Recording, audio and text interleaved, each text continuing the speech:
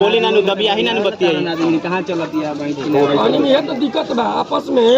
Compromise को चलो सब कंप्रोमाइज प्यार मोहब्बत से बात अरे 10 दिन के बाद 10 दिन का हमारे 2 दिन में निकल जाओ। अच्छा अभी तक ले नहीं खेली खैया के कह दी कि नहीं खींचा बैठे पूछा था का कहल चाहो तो नाम कट जाओ। हां नाम कट हाजिरी ना चढ़ी त नाम काहे कट हाजिरी तो डेली होता है। हाजिरी ना क्या चढ़ो जब हाजिरी ना चढ़ी तो नहीं चलेगा अगले क्या करी यहाँ का अभी कहीं लेगा अपन तो आज के कन्हे चढ़ा मोरे सामने से ले कन्हे आदमी के अपना आप लोग हम सब बात करनी है ना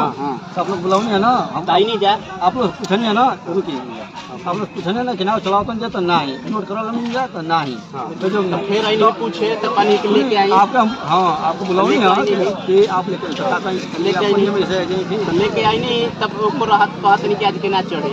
हमने क्या आज के चलाओ तो भाई जाओ कहां से होता नहीं हाजिरी एको तो चढ़ावे चाहिए हाजिरी एको हाजिरी चढ़ावे नहीं तो अगले चला के क्या करी कौन काम निमन कर रहे कि वीडियो बनाओ नहीं भाई हमनी जाए के सुविधा नहीं है तो क्या करी जा हमनी ना बनाई जा तो क्या करी जा वीडियो ना बनाई तो क्या करी जा अगला केहू नाम ना चढ़ाई तो हमके क्या करब जा